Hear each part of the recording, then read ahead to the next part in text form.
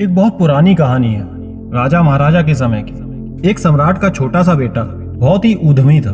सम्राट की कोई बात नहीं सुनता, हमेशा बहुत शरारत करता और वो सम्राट बहुत क्रोधी था।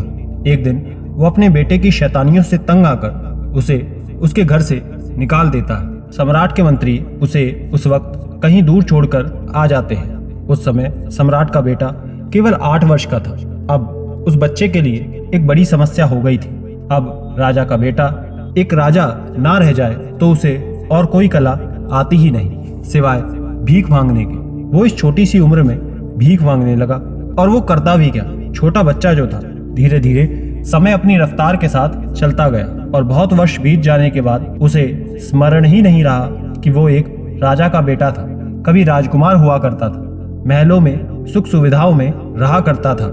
याद रखना भी दुखदाई था, इस बात को भूल जाना ही बेहतर था, वरना दर दर की ठोकर खाना, गिड़गिड़ाना, भीख मांगना, लोगों की दुत्कार सहना, ये सब उस बच्चे के लिए सहना बहुत मुश्किल हो जाता यदि वो ये याद रखता कि मैं एक राजकुमार हूँ। हमारे मन की एक खूबी होती है जो हमारी मृत्यु तक बदल कर रहता है। जीवन की परिस्थितियों के मुताबिक परिवर्तन होता रहता है। जो लोग अपनी स्मृतियों से जुड़े रहते हैं वो अपने जीवन में कभी आगे नहीं बढ़ते हैं, क्योंकि उनकी स्मृतियां उन्हें पीछे खींच कर ले जाती हैं। धीरे धीरे काफी समय बीत गया और अब उस सम्राट का बेटा काफी बड़ा हो चुका था।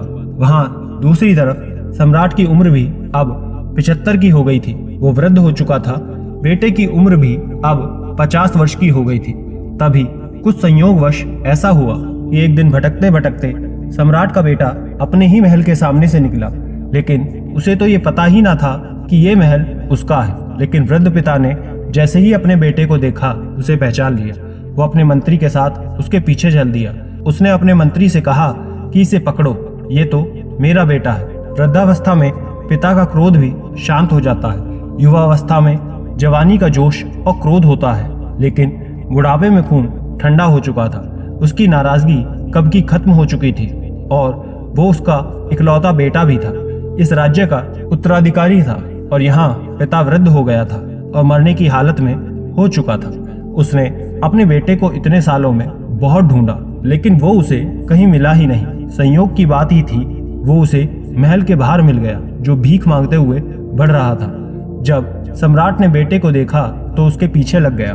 अपने पीछे राजा और मंत्री को देख सम्राट का बेटा डर जाता है और तेजी से भागने लगता है। वो बहुत तेजी से भागता है, शायद ही कभी इतना तेज वो भागा होगा। ये सोच कि ना जाने कैसी मुसीबत उसके पीछे लग गई। उसके मन में आया कि शायद यहाँ के लोगों को इस तरह मेरा भीख मांगना पसंद नहीं आया। वो इस डर में था कि कहीं मुझे ये दंड ना दे दे। भाग जाता है और सम्राट और उसके मंत्री उसे नहीं पकड़ पाते। ये देख मंत्री सम्राट से कहते हैं कि महाराज, शायद उसे ये जानना नहीं है कि आप उसके पिता हैं और वो आपका पुत्र, इसलिए वो समझ रहा है कि हम उसे सजा देंगे। तभी वो भाग गया। उसे बिल्कुल नहीं पता कि वो कौन है। हमें कुछ उपाय करना होगा ताकि उसे ये बता सके कि वो एक राजपुत्र है, इस राज्य का अगला उत्तराधिकारी है। ये सब सुन सम्राट रोने लगता है और कहता है कि कहीं से भी जाकर मेरे बेटे को वापस लेकर आओ। ये सुन मंत्री सम्राट से कहते हैं कि आप धीरज रखना, उसे एकदम से मत बताना कि वो आपका बेटा है। हम धीरे धीरे उसे समझाने की कोशिश करेंगे कि वो एक राजकुमार है। यदि सब उसे अचानक से बता दिया तो शायद वो इसे सहन ना कर पाए या वो डर जाए, इसे हमारी कोई चाल समझ ले। इसलिए हमें आराम से ये करना होगा। धीरे धीरे सम्राट के बेटे की खोज की गई।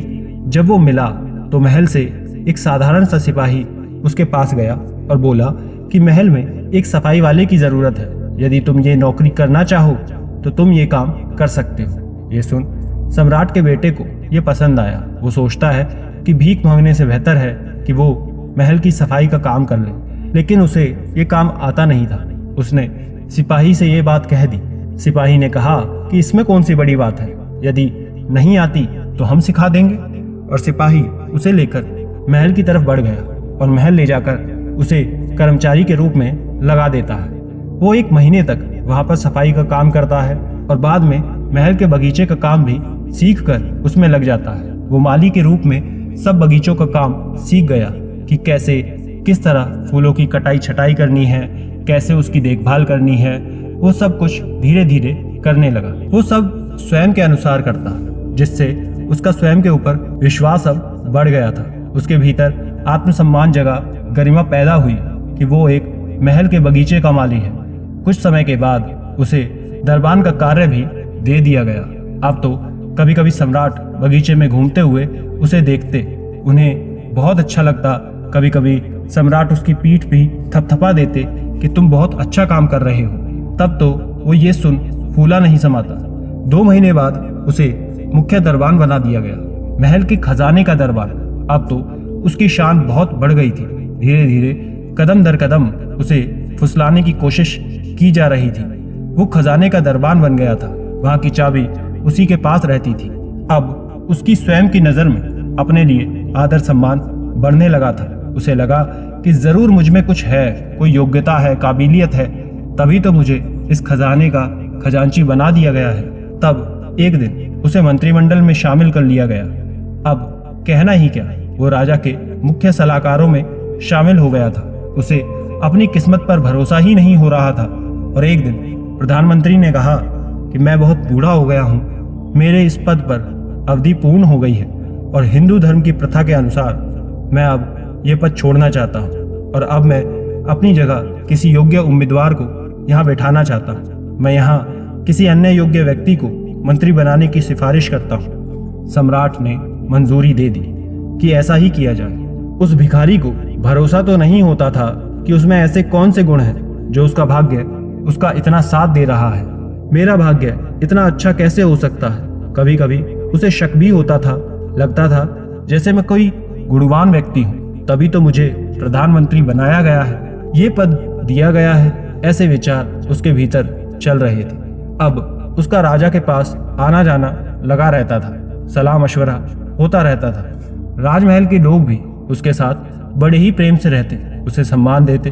एक दिन सम्राट ने उससे कहा कि मेरा कोई बेटा नहीं है, मैं तुम्हें अपने पुत्र की भांति देखता हूँ और इसलिए अपने इस राज्य का अगला उत्तराधिकारी बनाना चाहता हूँ। तुम्हारे नाम अपनी वसीयत करना चाहता हूँ। सोचो, ये सुन उस भूतपूर्व भिखारी पर क्या बीती होगी। कहाँ वो 2-2 पैसे के लिए सूखी रोटी का मोहताज हुआ करता था और कहाँ आज उसे महल का उत्तराधिकारी वारिस बनाया जा रहा था।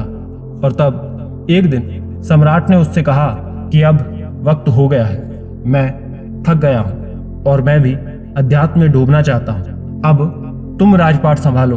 उस दिन से भिखारी उस राज्य का सम्राट बन गया। एक दिन पुराने सम्राट ने अपने बेटे को बुलाकर कहा कि आज मैं तुम्हें एक सत्य बता देता हूँ, तुम वास्तव में ही मेरे बेटे हो, इस राजगद्दी के हकदार हो।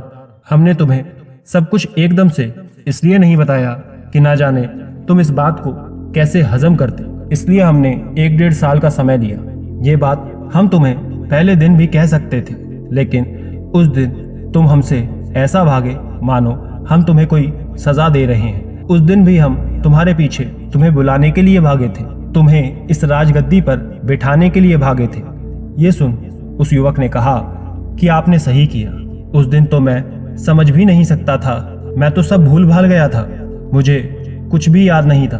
आज आप जो कह रहे हैं तो मुझे हल्की हल्की स्मृति याद आ रही है। राज दीवारों को देखकर, खिड़की दरवाजे को देखकर लगता है कि जैसे पहले भी कभी देखा है। साफ तो नहीं, लेकिन धुंधली स्मृति आती है। जब वो युवा सम्राट बन गया, राजगद्दी पर बैठ गया, तब भी उसे रात में कभी कभी सपने आते कि वो भीख मांग रहा है। लंबे समय तक कोई 4-5 दशक के भांति उसने ये जीवन जिया था।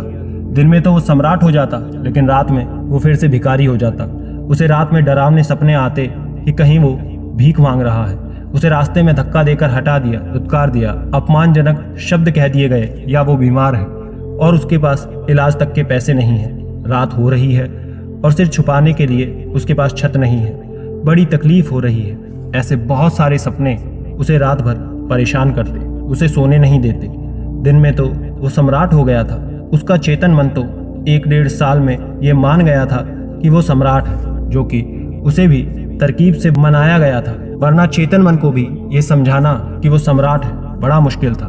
लेकिन उसका अवचेतन मन, जो पिछले 50 वर्ष से भिखारी बनकर था, वो कैसे माने उसे कैसे समझाएं कि वो एक सम्राट है। वहां जो रेखाएं खिंची थी, स्मृतियां पड़ी थी, वो बहुत प्रगाढ़ थी। अपने बेटे की ये हालत देखकर उसके वृद्ध पिता ने उसकी इस समस्या के समाधान के लिए एक सन्यासी का इंतजाम किया। उसे महल बुलाया और कहा कि वो दिन में तो राजा जैसा व्यवहार करता है, लेकिन सपने में फिर से भिखमंगा हो जाता है, दुखदाई सपने देखता है। इसके जीवन की कहानी 2 हिस्से में बट गई है। ये सुन उस सन्यासी ने कहा कि थोड़े से सम्मोहन के प्रयोग इस पर और करने होंगे। उसके अवचेतन मन तक ये धारणा बिठानी होगी कि ये सम्राट है। इसके अवचेतन मन को अब तक यही लगता है कि ये भिखारी है। उस सन्यासी ने कुल 3 महीने उस पर कुछ प्रयोग किए। उसे योग निद्रा में ले जाकर उसे सुझाव देता रहा कि तुम सम्राट हो, भाव करो कि मैं सम्राट हूँ, मैं सम्राट हूँ। रात में सोते समय ये प्रयोग किया जाता और प्रयोग करते समय ही उसे सुला दिया जाता। चित्रात्मक रूप से वो उसे ये दिखाने की कोशिश करता है कि वो एक सम्राट है। विशेषकर रात में सोते समय वो एक प्रयोग करता। क्रमशः धीरे धीरे ये धारणा उसके भीतर बैठती गई और सम्राट होने की धारणा भिखमंगे होने से ज्यादा मजबूत हो गई। कुछ 2-3 महीने का समय लगा, तब जाकर अवचेतन मन के वो पुराने सपने समाप्त हो गए। सुनने में ये कहानी विचित्र लगी, लेकिन हम सब की यही कहानी है। हम सब परमात्मा स्वरूप हैं। हमारी आत्मा स्वयं ब्रह्म है और लंबे समय तक भूले होने की वजह से स्वयं को एक साधारण इंसान समझने लगे हैं। आज तुम्हें यदि कोई कहे कि तुम ही परमात्मा हो, तुम स्वीकार नहीं करोगे, बल्कि हंसने लग जाओगे। तुम इसे मजाक समझोगे, क्योंकि हमारा अवचेतन मन स्वयं को एक साधारण व्यक्ति समझने लगा है। हमारा चेतन मन तो जानता है कि उसके कण कण में परमात्मा बसता है और आत्मा ब्रह्म स्वरूप है, लेकिन फिर भी हमें कोई कहे कि तुम परमात्मा हो तो हमें मजाक लगता है, क्योंकि हमारा अवचेतन मन उसको स्वीकार नहीं कर सकता। अगर हम योग निद्रा में जाकर कुछ प्रयोगों के माध्यम से अपने अवचेतन मन में कोई भी धारणा स्थापित कर लें, किसी भी प्रकार की धारणा जो भी हम पाना चाहते हैं, आनंद, खुशी, धन, दौलत, कामयाबी, सफलता, कुछ भी, यदि योग निद्रा में जाकर ये प्रयोग किया जाए तो कोई भी काम, कोई भी सफलता बड़ी ही आसानी से प्राप्त की जा सकती है। बिस्तर में जाने के बाद और सोने से पहले जब हम आदि निद्रा में होते हैं, जब हमारा दिमाग बड़ी ही आसानी के साथ सम्मोहित किया जा सकता है, उस वक्त अगर हम अपने दिमाग में ये मंत्र दोहराते हैं कि जो मैं करना चाहता हूँ वो कर सकता हूँ, जो भी हम हासिल करना चाहते हैं उसे मंत्र की भांति उस सम्मोहन वाली मनोदशा में हम दोहराते चले जाएं, तो कुछ हफ्तों के प्रयोग के बाद ही हमारा जीवन एकदम से बदल जाएगा। आप भी इस प्रयोग को जरूर आजमाएं और क्या प्रभाव पड़ा कमेंट करके जरूर बताना। धन्यवाद।